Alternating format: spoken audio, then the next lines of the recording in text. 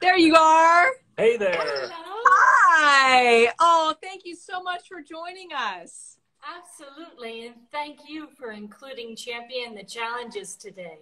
Oh, I'm so excited to talk to you about it. And it's a great time to talk about stroke awareness and really heart health, just given that it's February and the focus has been about paying attention to your body, listen to the warning signs.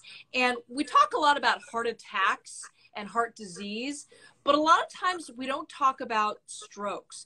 And I'm willing to bet that most people that are tuning in to this conversation that we're going to have know somebody in their life that has suffered a stroke, or know somebody who knows somebody that has suffered a stroke. It's incredibly prevalent, unfortunately. And I'm so grateful that Deb and Bob Shaw are here to share their story, Deb, you in particular, and what has inspired you to come up with this wonderful program that's helping other victims of stroke. So Deb, I guess I want to start with you. Tell me about what happened. You are a 3-time stroke survivor. So tell me about that first experience and what happened.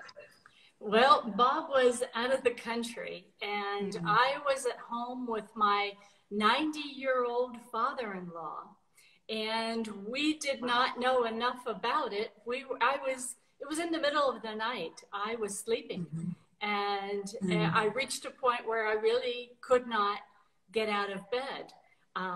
And quite a few hours had passed, and I was suffering an ischemic stroke that was at the brainstem. It was called a Pons ischemic stroke. And just too many hours had gone by, and getting me to the hospital, it was too late to give me a TPA IV. By the time Bob got back in town that evening, he was flying overseas. I was in the hospital, and they determined that it was a stroke that affected my whole right side. So I was wheelchair bound. I couldn't walk. Using, my left hand was pretty useless. But that was 5.5 years ago. I'm thankful to be recovering from that first attack. Wow. And you had 2 other episodes after that, right? I did. I had the second stroke actually 3 months later, right in front of my doctor at a follow-up. All of a sudden, he looks at Bob and he looks at me, and he's asking me questions. And he looks at Bob and he goes, "This isn't right. She's not quite answering me correctly."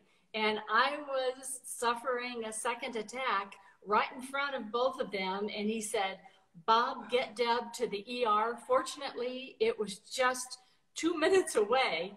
And Bob got me there right away.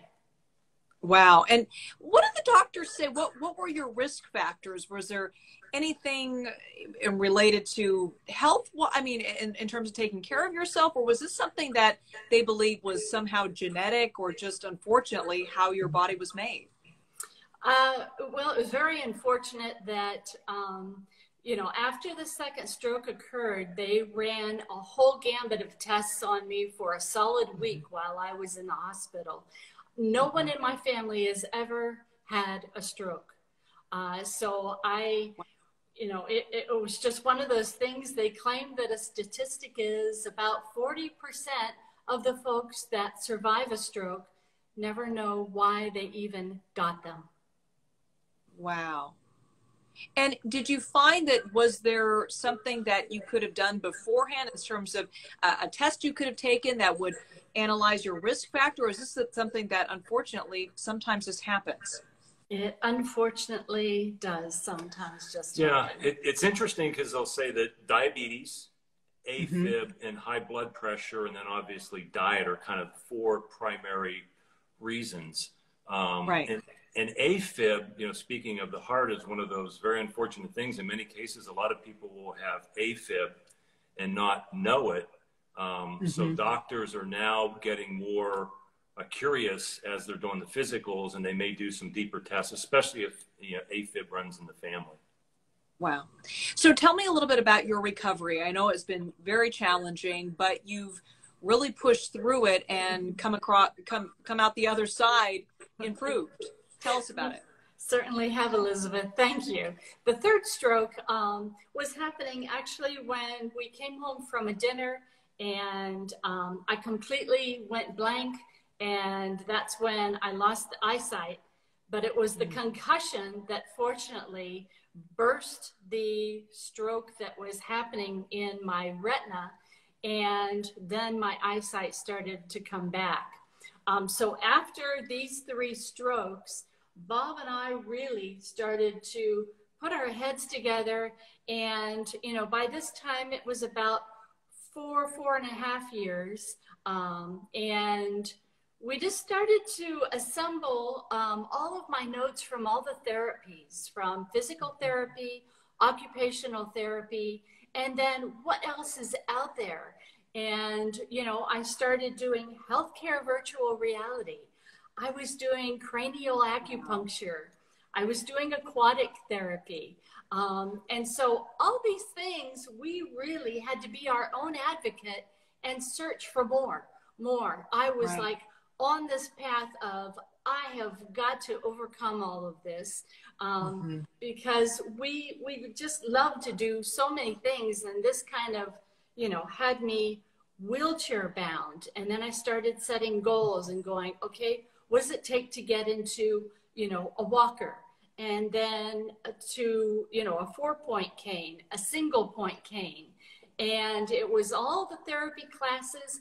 Hyperbaric oxygen therapy was critical as well. Wow. So we really did go on this path of everything possible. How can we make this a better life for me after these 3 strokes? And these therapies, they sound fascinating, but very much off the beaten path. I mean, when I've done lots of stories about stroke and heart disease and heart attacks, and most of the talk is about different medications, some therapy, but certainly nothing to the realm of virtual reality. And I know a lot of folks are tuning in thinking, I don't know, if something like that happened to me, I don't even know where I would go and what I would do, or even if I could afford to have access to all that, which is why you developed this incredible program that is there for other stroke survivors to access, right? Yes, absolutely. Yeah, and part of it is we realized, Elizabeth, as we would go, Deb would talk about, oh, I did cranial acupuncture, and people would go, I didn't even know that was available for stroke. Yeah. And a number of these therapies now are covered by insurance in varying degrees. And so the good news is, if you're aware of them and you can bring them up to your doctor, and they have to obviously give you the okay. But the other thing we found in research was there's an old thinking that 6 months after you've had a stroke, and many you'll hear in chatter that, wherever you're at in your rehab, where you're at 6 or 7 months is probably all the better you're going to get. And that's not at all the case, because the brain plasticity, as they've determined, will continue to rebuild itself. The brain in some ways is very smart, but it's lazy. So you have to push it really hard. And we found with Deb that using a combination of all these therapies really exercised her brain in different ways, and we think helped really cause her to improve beyond what some would have thought was possible. It didn't allow me to be lazy. Yeah, and the endurance building was so critical as well. And is this something that you're going to have to do for the rest of your life, or was this something that you needed to do for this very concentrated period of time to get yourself back to where you wanted to be? Well, it does come in spurts. So getting back into society was first and foremost, in getting back to the community, being able to go out and be able to shop. And, eventually I'm hoping to be able to drive again. And so it does go through these spurts, because I will want to do every bit of all of these therapies again, but I also want to live my life. And I want to be able to travel with Bob and do things. And we have 2 fox terriers that we love to take out and, walk around town and do things with. And, I have my exciting little hobbies. I love hummingbirds. Right. And so I have them all over the house outside. And I love to bird watch. So in order to do things like that, you have to sacrifice some therapies so that you can get back to the finer things that you love in life and why you're working so hard. No question. And have the doctors said that these therapies are going to hopefully prevent another stroke from happening as well? Well, they haven't necessarily said that, because I think they have to be, they're cautious of, making any forward-looking statements. But they were very encouraging. And, the other kind of unsung hero in many cases on this whole journey were the therapists themselves.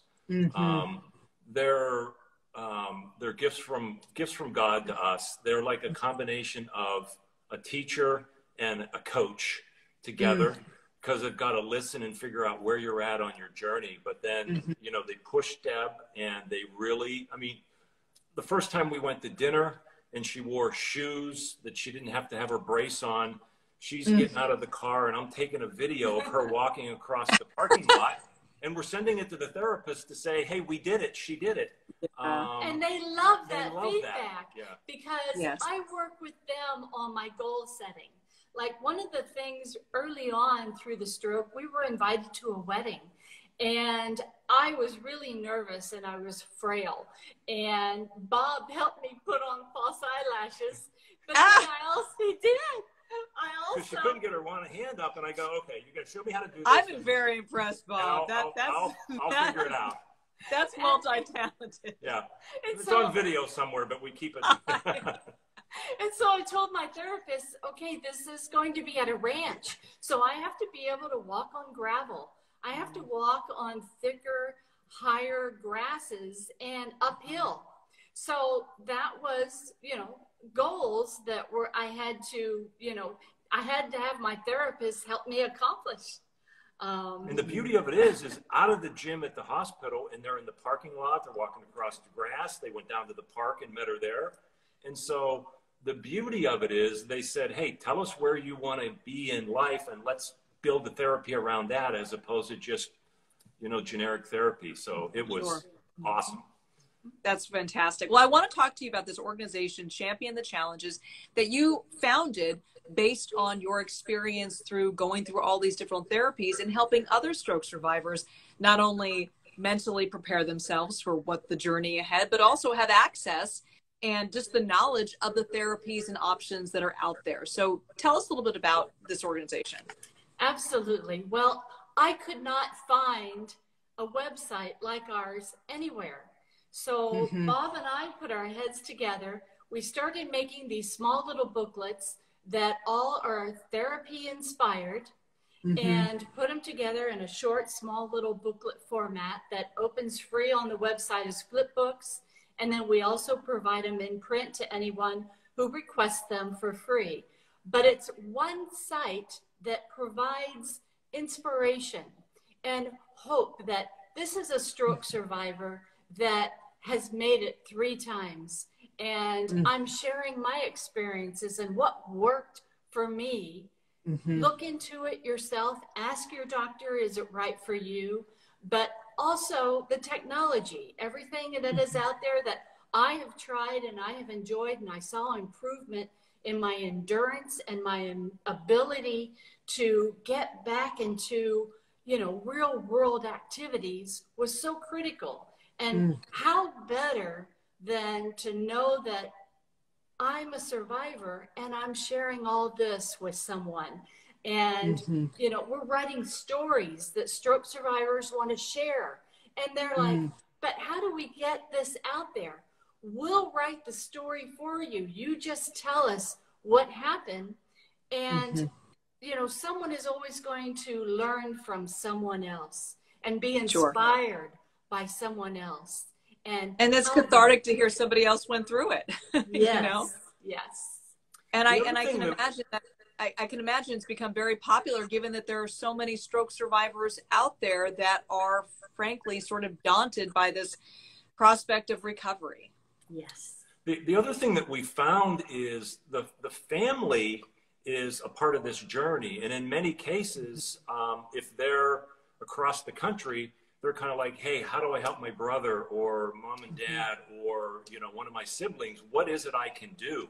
And so a lot of the information we put on there gives them kind of their role and how they can contribute and how they can be involved in helping the survivor along with the caregivers. So it creates kind of this whole ecosystem because everybody plays a role in helping them improve. And frankly, the other thing, a lot of people have said, you know what, I've now become more knowledgeable. It's something that we talk about at work, or I had a friend that was experiencing this and we called 911 and got them it just brings the awareness. People are more plugged into the early warning signs to take action. We give them all kinds of tips on the website, like thinking about writing down all the medicines and how much of it you take, to all your doctor's names. We make it fun around the dining room table with tongue twisters to get the family involved in getting, you know, engagement with the survivor. So many times we run into people that are all by themselves and they're like, I just don't know what to do. You know, I may not have a Bob, and, you know, how can I persevere? And so that's where these booklets and inspiration and hope and love really comes through, I think, on Champion the Challenges, because there's something there for everyone to engage with a stroke survivor. Yeah, I forgot to mention that you both are from Los Gatos and here in the Bay Area. And I know there's a lot of great medical resources out here, but it seems like there needs to be more information out there for stroke survivors, and that's what you're providing. Is there any other service that you'd like to see the hospitals do or treatment centers do for folks that maybe don't have the access to the type of treatment that you got? Yeah, well, it's funny because we talk about this all the time. One of the areas that I think needs to be explored, and there's a statistic that many people that are scheduled for rehab, if they're scheduled for 25 rehabs, they may only go to 10 or 11 of them. And the reasons they don't continue to go is transportation is very difficult. And it has to be scheduled in advance. They've got a very tight window of when they can be picked up.